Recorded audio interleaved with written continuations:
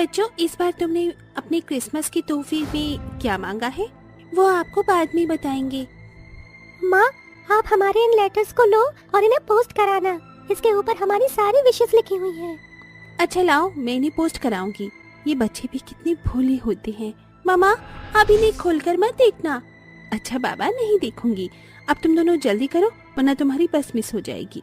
तारा ने अपने दोनों बच्चों को तैयार कर दिया और वे स्कूल जाने लगे। वे उन्हें बस तक छोड़ने जा रही थी, तभी उसकी टक्कर उसके जेठानी के बेटे से हुई। अनपढ़ गवार, ये क्या लेकर जा रहा है? ऐसे क्यों बोल रही हो चाची? सही कहा माँ ने। तारा और उसके बच्चे की बड़बड़ सुनकर उसकी जेठानी भी वहां आ गई और बोली, क्या बात है, आप बेवजह ही मेरे बेटे पर क्यों चिल्ला रही हो? मैं बेवजह नहीं चिल्ला रही हूँ जेठानी जी। तुम्हारे बच्चे खुद को स्कूल जाते नहीं है, बस सारा दिन इधर से उधर इनसे आवारगी करवा लो और ऊपर से मेरे बच्चों की पढ़ाई के टाइम पर भी ये टपक जाते हैं। देवरानी जी, तुम तो मेरे घर की सारी हालात जानती ही हो। देवर जी का तो काम विदेश से जुड़ा हुआ है, इसलिए आपको किसी चीज की परेशानी नहीं है, लेकिन मेरे पति तो बस साधारण सी मजदूरी ही करते हैं। ऐसे में हमें 2 वक्त की रोटी मिल जाती है, वही भगवान का शुक्र है। हाँ, मेहनत आपके बस की नहीं है और दोष देते हो अपने भाग्य को। सुबह सुबह मेरा आपसे चिकचिक करने का मन नहीं है, तो आपको लगता है कि मैं आपसे लड़ने को घूम रही हूँ? माँ, चाची जी की तो आदत है छोटी बातों का बतंगड़ बनाना। आ जाइए, हम अपने घर ही चलते हैं। कितना बोल रहा है तुम्हारा ये गवार बेटा। अगर इसे स्कूल भेजा होता तो आज ये ऐसे बदतमीजी की तरह मुंह नहीं चलाता।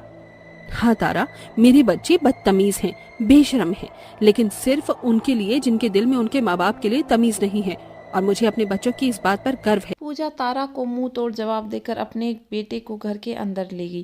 तारा ऐसे जवाब सुनकर मन ही मन जलने लगी। वो दोनों एक साथ एक ही घर में रहती थीं, लेकिन खुश नहीं थीं। ऐसे ही सिलसिला जारी रहा और क्रिसमस आने वाला था।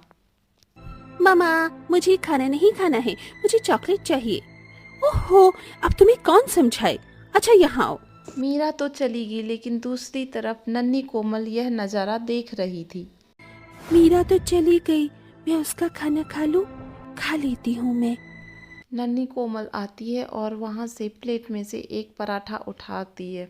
तभी वहाँ तारा आ जाती है और बोलने लगती है। अरे अरे अरे! कोमल डर से पराठा फेंक देती है। चाची, वो मुझे भूख लग रही थी। भूख लगी थी तो अपनी बेकारन माँ को बोलती। तारा, मेरे बच्चों के सामने ऐसी बातें मत करो। ओह, तो अब मैं क्या तुम्हें महलों की रानी बुलाऊं? तुम्हारी बेटी ने गलती की है, इसलिए तुम चुप रहो। मेरा पूरा प्लेट गंदा कर दिया। छी, इस बच्ची ने अपने गंदे हाथों से मेरा प्लेट छू लिया था।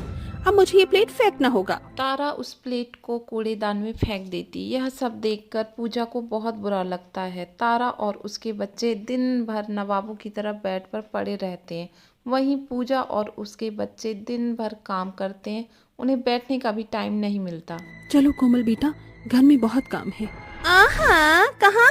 मैडम, तुम्हारी बेटी के छूने की वजह से मैंने अपनी 10,000 के सेट की प्लेट फेंकी है। इसके पैसे तो दो। क्या मतलब? मैंने बोला था आपको इसे फेंकने के लिए। मुझे नहीं मालूम, गलती तुम्हारी बेटी ने की है तो इसकी भरपाई भी तुम ही करोगी, और अगर पैसे नहीं है तो तुम्हें मेरे लिए काम करना होगा। ठीक है, मैं तुम्हारे लिए काम करने को तैयार हूँ। तो आज तुम मेरे घर का झाड़ू पोंछा कर दो और फिर खाना भी बना देना। ठीक है, मैं सब कुछ कर दूंगी। कोमल बेटा जाओ, तुम कमरे में जाओ। नहीं माँ, आप इतनी सर्दी में अकेले काम करोगी? नहीं, मैं भी आपकी मदद करवाऊंगी। मेरी बच्ची तो क्यों मेरे साथ पिसती है? अच्छा ही तो है, जिसने गलती की है वो खुद भरपाई करना चाहता है। हो सके तो अपने बेटे को भी बुला लेना, मैं थोड़ा सा और काम उससे ले लूंगी।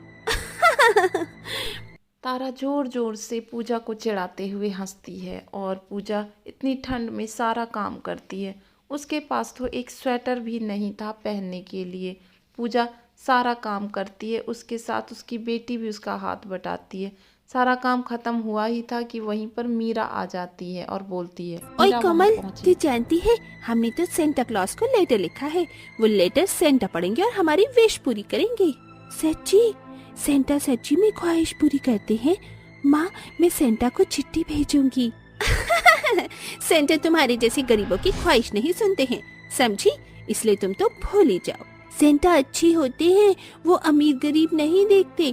देखना वो हमारी भी विश पूरी करेंगे, है ना माँ? हाँ हाँ हाँ हाँ। पूजा ने घबराते हुए हाँ बोला। नन्ही कोमल और उसका भाई सेंटा को एक लेटर लिखते हैं, उसमें अपनी इच्छा भी लिख देते हैं। कहाँ जा रही हो? माँ, हम इसी डाकिया को देने जा रहे हैं ताकि वो हमारा लेटर सेंटा तक पहुँचा दे। पूजा के दोनों बच्चे ऐसा कहकर घर से निकल जाते हैं। हे भगवान, कितने सीधे हैं मेरे बच्चे। इन्हें तो ये भी नहीं पता कि सेंटा जैसा खुश नहीं होता। मैंने तो इनकी इच्छाएं देखी भी नहीं है, लेकिन मेरे देखने से कोई फायदा भी नहीं होने वाला है। बस भगवान, अब तू ही मेरे बच्चों का दिल रख लेना। पूजा ऐसा बोल ही रही थी, वहीं दूसरी तरफ। दीदी, आपको क्या हुआ? कुछ नहीं बच्चों, देखो इस छोटे से छेद के अंदर मेरी ये गाड़ी की चाबी गिर गई है, निकल ही नहीं रही है।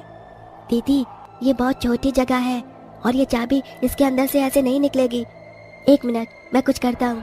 आप ये क्या चबा रही हो? ये तो च्युइंगम है। क्यों? आप ये मुझे दे दीजिए, अब यही इसे निकालेगा।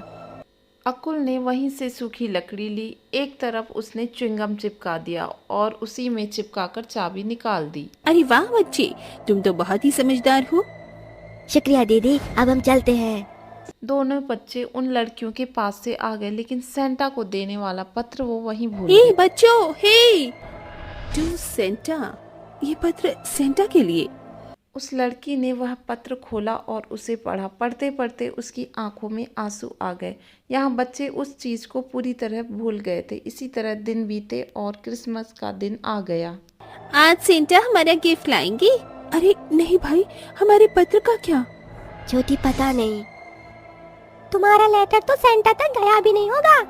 दोनों अमीर बच्चे पूजा के बच्चों को चिढ़ाने लगे। पूजा के घर में तो कुछ भी नहीं बना था, वहीं तारा ने बहुत ही ज़्यादा तैयारी की थी क्रिसमस की। इसी तरह सुबह से शाम हो गई और बच्चे सेंटा का इंतजार करने लगे। वहीं दरवाजे पर आप कौन हो? श्श, मैं सेंटा हूँ। आपके बच्चों ने मेरी मदद की थी, बस उसी का तोहफा देने आई हूँ। Merry Christmas. चलती हूँ, आपके बच्चे बहुत प्यारे हैं। पूजा के हाथों में तोहफे देकर वह लड़की चली गई। आधी रात को पूजा ने बच्चों के सिरहाने पर गिफ्ट रख दिए। भाई, सेंटा आए थे। हाँ देख, हमारे तोहफे। लेकिन हमने तो बस एक ही तोहफा मांगा था। अच्छा, क्या मांगा था तुमने? चलो अब इन्हें खोल कर देखते हैं। अरे, इस पर तो मेरा नाम लिखा है। शायद हमारा तोहफा आ गया। पूजा ने जैसे ही तोहफा खोला, उसके लिए एक नया स्वेटर था। तुमने ये मेरे लिए मंगवाया? हाँ माँ, आप इतनी ठंड में बिना किसी स्वेटर के ही काम करती हो ना, इसीलिए हमने सेंटा से ये मांगा था। अपने बच्चों की बातें सुनकर पूजा की आंखें भर आई। उसने उन्हें सीने से लगा लिया।